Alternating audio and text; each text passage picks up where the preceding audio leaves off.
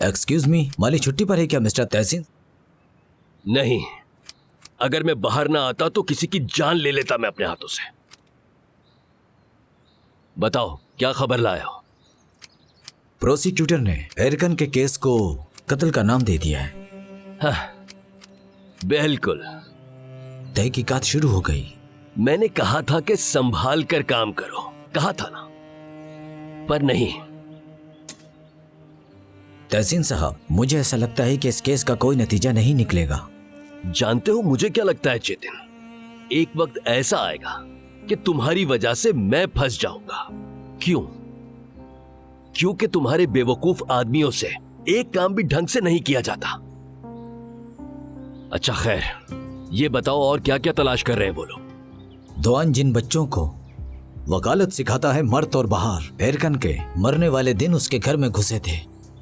क्या कहा तुमने? ऐसा कैसे हो सकता है? अगर उन लोगों ने सब कुछ देख लिया होगा तो? उन्होंने कुछ नहीं देखा। मुझे लगता है कि उनके पास कोई सबूत नहीं है, वरना अब तक हमारे आदमियों को पुलिस बुला चुकी होती। तुम सब के सब मेरे लिए सरदर्द बन चुके हो। यह भी तो हो सकता है कि वो लोग हमसे कुछ छुपा रहे हो। हमारी खबर पक्की है मिस्टर तहसीन।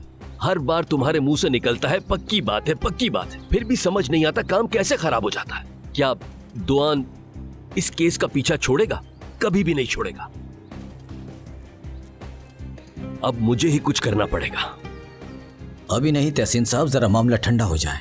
क्या मतलब है तुम्हारा कि मामला ठंडा हो जाए? यार, मामला ठंडा होने के इंतजार में बर्बाद हो जाएंगे। उसके पास 10 के करीब एजेंट हैं, जासूस की मानिंद मेरे पीछे पड़े हुए हैं वो सारे के सारे।